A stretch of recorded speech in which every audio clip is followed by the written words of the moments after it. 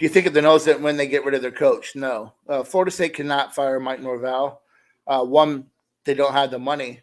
They're still paying off Willie Taggart. Two, you have to look at the way that looks publicly. You fire your second coach back to back, less than 2 years. They're not going to get a coach with quality if they do that again. They got to understand that there's a lot of issues in this program, which we talked about a little bit last week, and we talked about a lot on the Hear the Spirit podcast on No Game Days. That the issue runs deep at Florida State, the administration, and them not buying into the football program, the coaching changes, the lack of development has been a major issue on the field with Florida State. The lack of recruiting hits, not getting a quarterback.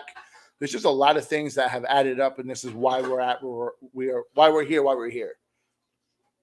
So you cannot fire Norvell because you'll set Florida State back 5 years. You got to push through with what you have. If they continue to struggle, he'll be on the hot seat. The pressure will mount. I think that you have to look at some of his coordinators and some of the coaches on his staff for possibly make a change, but you cannot fire Norvell. That would be just a very bad look. The optics on it would allow you to not get a coach worth a damn. Yep, I agree. Guy Davis. When I was at Illinois, we fired 2 and 3 years. When you look at it, keep Norvell. You have to.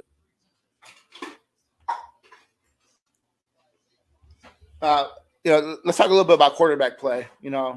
As I said earlier, I'm not the biggest Jordan Travis fan in the world. I just don't think he's a complete quarterback. I think that he leaves a lot to be desired in the pocket.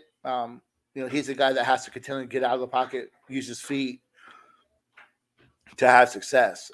And I think that Florida State right now, they don't have a quarterback. So when you're bouncing back and forth, you start Travis to start the year, then you go Milton, then you go back to Travis. They don't have a quarterback. So I think they're just trying to push through with what they have. I know I've been one calling for Chubba Purdy, but if he's not ready, he's not ready. You got to just roll with what you have. I think that we've probably seen the last of Milton, minus any garbage time or minus any injuries to Jordan Travis. But, Florida State's going to have to take what they got. And we're going to see a lot of mixed results. We're going to see a lot of boomer bust from this offense. I do want to see him more in the run game. I know that, he's a guy, like I said earlier, who relies a lot on his feet. He's an athletic player. He's electric with the ball in his hands. So the coaching staff's got to figure it out. I know they had a great game plan last year against Carolina early on, allowing Jordan to use his feet, and it put Carolina on their heels very early and allowed them to get up to that big lead. But we need to see some more of that as the season progresses. But Florida State also needs to get healthy on the offensive line, and they need these skill players to step up. I do like getting Kim McDonald more involved into the offense. He has been underutilized so far this season. In the past 2 weeks, we've seen him get more involved, so that's great to see. The offensive line's banged up still. You have 3 guys that are playing with injuries, and when a team, I know Syracuse had 18 sacks coming in, and they're one of the best teams against the run game coming in. But when you rush 3 versus 5 and continue to get pressure on multiple occasions, that just tells you that your offensive line is just not up to par yet. They are very inconsistent. The run game, they have it on lockdown. When it comes to pass, they continue to struggle. So Florida State has a lot to work on. But the quarterback play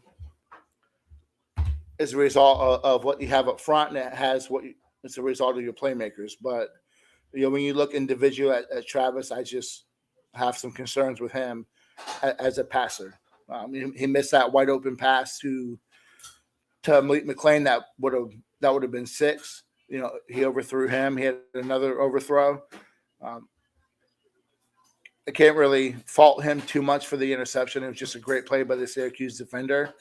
And I put that a little bit on the coaches by running the same stuff over and over. So there's more to come on that. We need to see some of that preseason hype with him as a passer come to fruition in order for me to feel comfortable about this offense.